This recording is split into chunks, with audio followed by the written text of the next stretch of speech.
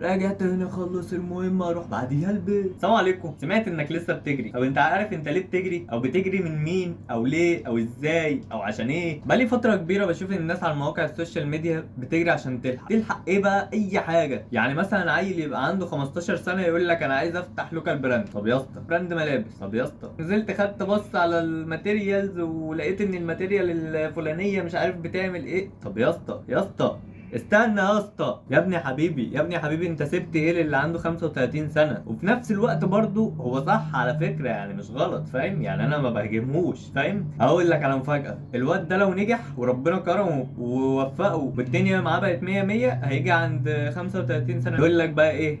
ياه، انا نسيت اعيش طفولتي.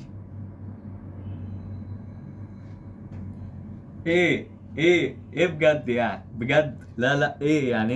انت مستني ايه؟ انت كنت فاكر ايه اصلا؟ طب ما هي كانت قدامك يا اسطى، بس انت اللي جريت. ولما نيجي بقى الواحد عنده 35 سنة او 25 وكان عايش حياته عادي وبهدوء، تلاقيه بقى يقول لك ايه؟ أنا حاسس ان انا متأخر. أنا ازاي ما جبتش لسه البي ام؟ ازاي ما عنديش فيلا في مش عارف ايه؟ لسه ما. برضه هو صح مش غلط، بس لما نيجي نبص لها من بعيد شويه كده ماشي، هتحس ان ده راجل طبيعي اكتر، وده الاصح تقريبا يعني.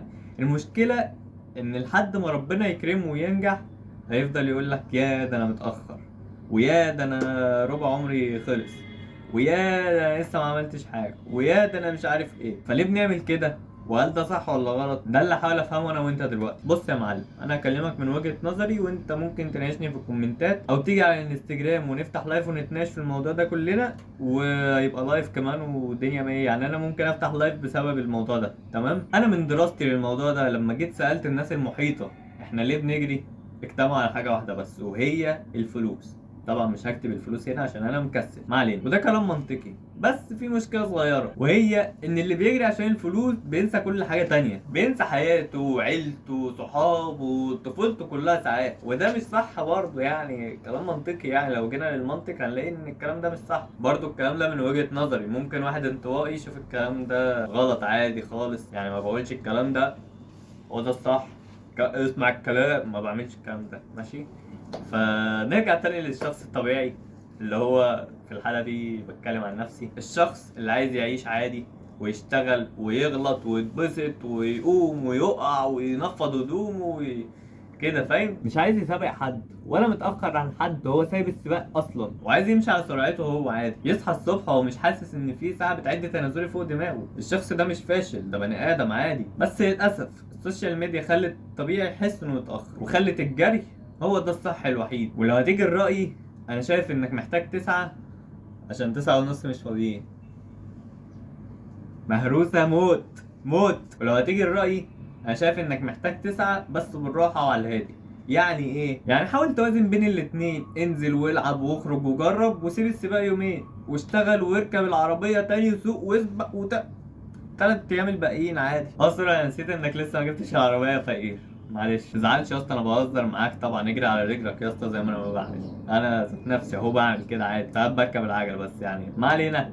اه صح، النهارده يوم الجمعه 6 نوفمبر، المفروض في ماراثون. كان في ماراثون. فيا اسطى عادي، الناس كلها بتجري اهو. نرجع تاني لموضوعنا، ما تبصش غيرك بيسابق بايه، او بمعنى تاني راكب ايه. في ناس معاها فلوس وناس معاها علاقات وناس معاهاش حاجه، وكله بيوصل، بس الرحله بتختلف. وفي الحاله دي مسار السباق بيختلف، وده بالتالي بيأثر على وقت السباق والوقت اللي انت هتوصل فيه لخط النهايه. من غير ما اطول عليك، إجابة السؤال ده في النهاية زي ما قلت لك في البداية، مفيش حاجة صح مليون في المية. والجزء التاني للإجابة ده نصيبك اللي ربنا كاتبهولك. فكك بقى من بقية الناس واللي بينزل صوره باللامبرجيني والكلام العبيط ده ماشي، فكك عادي. انت عارف يا اسطى، اقول لك تاني يا اسطى ربنا معاك وربنا معايا وربنا معانا، ويا رب كلنا نركب اللامبرجيني عادي. انا مش عايز لامبرجيني بس تمام، يعني لو جت مش هقول لا. تمام، فيلا I don't know انا uploading a new video، بس سيبها على الله. اشوفك الفيديو الجاي وجود باي. يلا.